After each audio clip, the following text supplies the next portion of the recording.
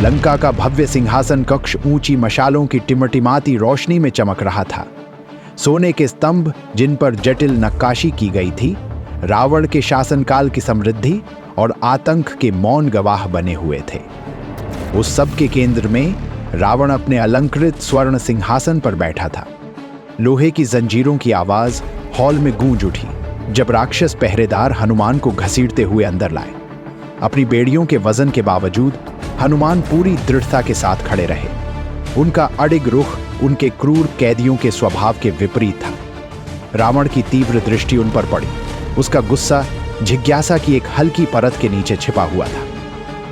किसने मेरे दरबारी को नष्ट करने और लंका की शक्ति को चुनौती देने का साहस किया? रावण की गर्जन भरी आवाज सिंहासन कक्ष की दीवारों को हिला गई। हनुमान ने अपनी दृष्टि को शांत और दृढ़ बनाए रखा। मैं हनुमान हूं, राम का सेवक, उन्होंने स्थिरता से कहा। मैं एक संदेश लेकर आया हूं, सीता को मुक्त करो और अपने अत्याचार को समाप्त करो। रावण हंसा। उसकी आवाज गड़गड़ाहट की तरह गूंज उठी। तुम धमकियों और शांति की बातें ऐसे करते हो जैसे शक्ति को समझते हो।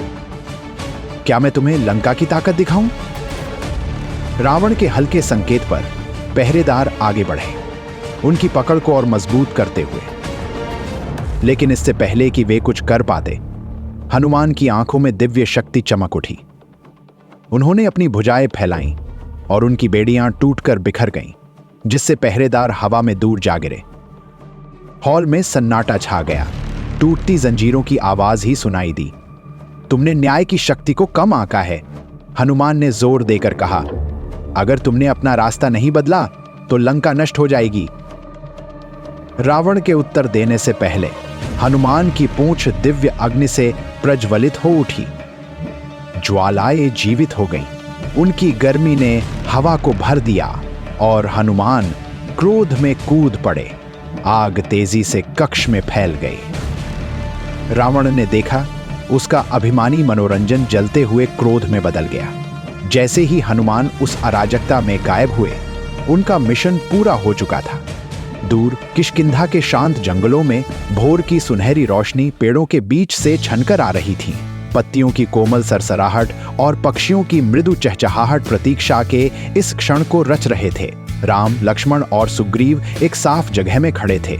उनकी आंखें क्षितिज को देख रही थीं। वानर योद्धा ध्यान से खड़े थे, धीमे धीमे आपस में फुसफुसा रहे थे।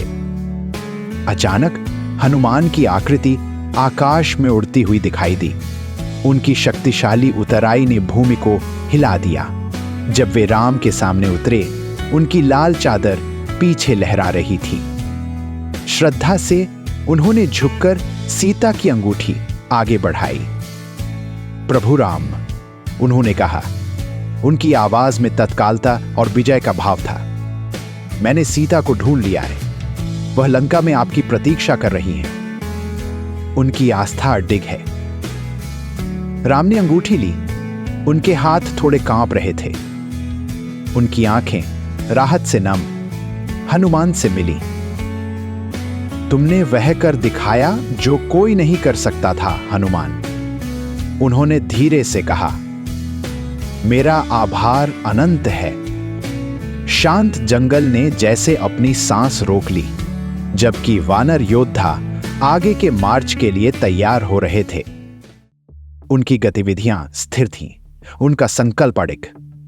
राम, लक्ष्मण और सुग्रीव के नेतृत्व में विशाल सेना ने अपनी यात्रा शुरू की।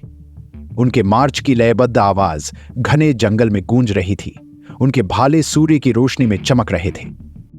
जैसे ही पेड़ हटे, समुद्र का चमकता हुआ विस्तार दिखने लगा। इस दृश्य ने योद्धाओं को उत्साहित कर दिया और उनकी गति तेज हो गई। तट पर खड़े होकर राम ने उन विशाल जलधाराओं को देखा जो उन्हें लंका से अलग कर रही थीं।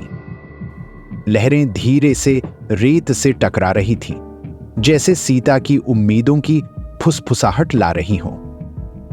अडिग दृढ़ता के साथ उन्होंने फुसफुसाकर कहा, सीता, हम आ रहे हैं। और इस तरह नियति की ओर मार्च शुरू हुआ। न्याय और प्रेम का वादा उनके हर कदम को प्रेरित कर रहा था।